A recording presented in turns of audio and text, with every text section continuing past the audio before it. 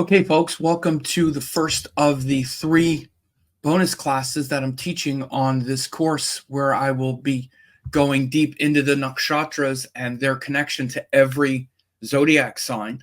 I have three bonus classes. The one today is going to be on the different types of nakshatras, the three different categories. And I know this is nothing that you've heard before because it's not in the text. It's observation, which is also one of the best ways to really learn about anything in astrology or life, is to also just observe the patterns. And these are undeniable patterns of the nakshatras. There are 9 connecting, 6 gandanta, and then 12 contained. I'm going to explain that concept today. In the full course, I'm going to actually go through each nakshatra, and rather than it just be conceptual, I'm going to then interpret all of those things and go through each nakshatra based on not just these attributes, but several others. And I have some bonus classes also between now and the start of the course that will also outline some of the larger concepts. I'm going to be teaching one on the nakshatra triplicity and the story arc emphasis. Again, I've taught some of these things before as part of other nakshatra courses and on other zodiac courses. For example, you see this diagram. You know, this is the nakshatras and the zodiac signs.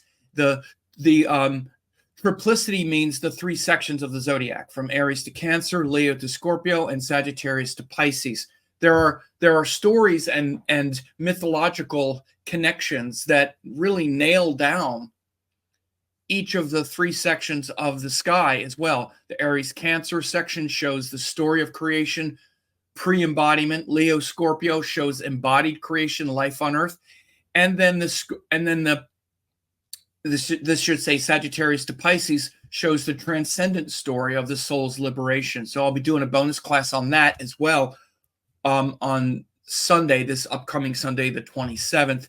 Then next Thursday at 11 a.m., I'll be doing one where I break down the zodiac and the calendar so that you really understand the architecture of the zodiac. And instead of like being confused about it, because there's really no reason to be confused about what Indian astrology says, what the sky says, even though I know there are some teachers who say that they use the tropical and then the nakshatras and well, I get asked all the time, well, what about what these people say? Well, people can say what they want and they can practice how they want. I'm not going to get into that because that's just endless, but I'm going to show you how it works. So instead of it being that you believe me or you believe them, which is typically the way these things go, I can show people the facts that are indisputable, that every text shows it. Here's not just what the texts say, but here's what they were describing, and it describes the universe you inhabit, right?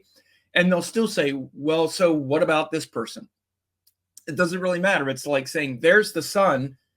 It doesn't matter that someone says that the sunlight is green. You're looking right at it. It's yellow, orange. It doesn't matter what someone says. You see it for yourself. So this is what I'll do in this third class, this third bonus class, which will be next Thursday, is I'm going to show you exactly how it's laid out. There's really nothing complicated about it. It's the simplest thing.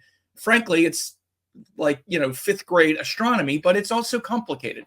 So I'm going to break that down, and it's very important, not just to, so that you can clear up any questions like that, but because knowing this really deepens not just your connection to astrology and Vedic astrology and which zodiac and all of that, but life on Earth. This is what you're doing. You're living on Earth, and these cosmic rhythms and cycles and these divine, what they called yugas, and even things like precession of the equinoxes. And, the way all of these things are laid out is beautiful and divine. And we're living in the middle of it all the time, and we have no clue about what it is.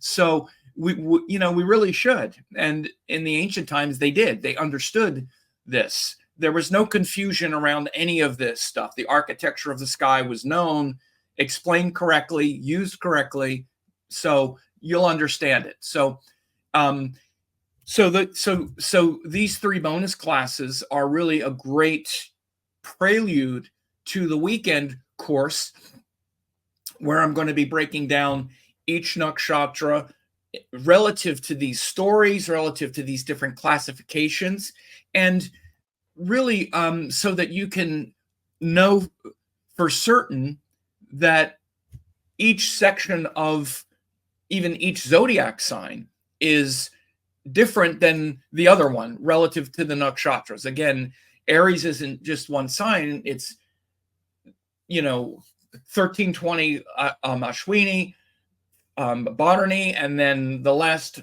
part is Kritika, which then moves into Taurus.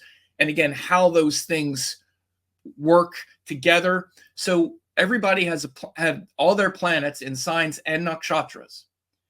And there's a disconnect. It's like, well, it's this nakshatra and this sign, and like they're these 2 completely different things, right? So again, this is also what the main focus of this course is.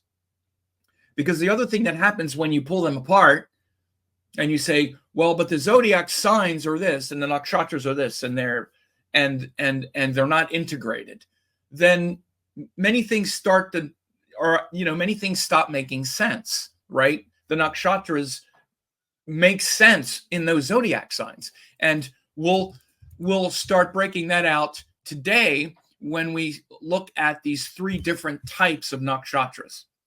And the 3 different types of nakshatras. Thanks for watching. Don't forget to like, comment, share, and subscribe to the channel.